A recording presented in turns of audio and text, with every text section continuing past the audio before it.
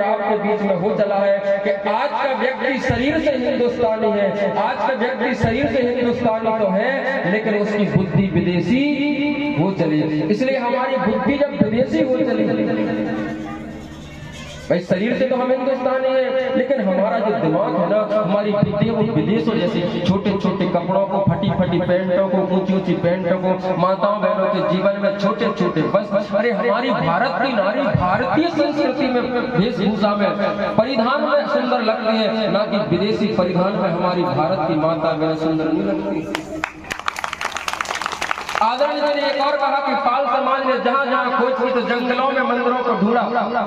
एक विदेशी साहित्यकार ने, विदेशी विद्वान ने कहा है कि जो भारत में वेद है, भारत में जो पुराण है, ये तो गणरिया गाय चलाने वालों और भेड़ चलाने वालों का गीत है। किसका गीत है? गाय भैंस भेड़ चलाने वालों का गीत है, वेद पुराण। किसने बोला?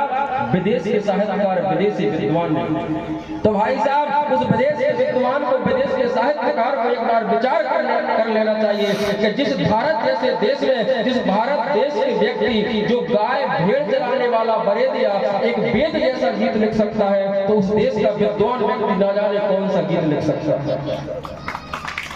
जिस देश में गाय चराने वाला व्यक्ति वेद जैसा गीत गा सकता है, तो उस देश के विद्वान का तो क्या कहना। तो भाई साहब ने जितना भी आप सबसे कहा है कि साहित्य संगीत कला विहीनम, जिसके जीवन में साहित्य नहीं, संगीत नहीं, कोई कला नहीं, कोई मानवता नहीं, तो वो साक्षात पशु के समान है। इसलिए हमें आपको पशु जैसा जीवन नहीं जीना है, हमें आपको मानवता का जीवन जीना है। जैसे हमारे आदरणीय भाई साहब पंजाब सिंह जी को मैं कभी कभी सोशल मीडिया पर देख लेता हूँ कि वो अपने पिताजी की मूंछों को तैयार करते हैं, पिताजी की चरण सेवा करते हैं, पिताजी का मालिश करते हैं। तो बंधुओं, एक चीज आपको सबको भानी चाहिए। मैंने कल निवेदन किया था कि जितनी श्रद्धा से आप हमारे चरणों को प्रणाम करते हो, किसी साधु महापुरुष के चरणों में प्रणाम करना चाहिए, अच्छी बात है, मानवता है, हमारा धर्म है। लेकिन जितनी श्रद्धा से आप हमें सम्मान करते हो, हमें पूजते हो, उतनी श्रद्धा सम्मान से अगर तुम अपने माता पिता की सेवा करोगे तो आपको संसार में दूसरा भगवान ढूंढने की कोई आवश्यकता नहीं।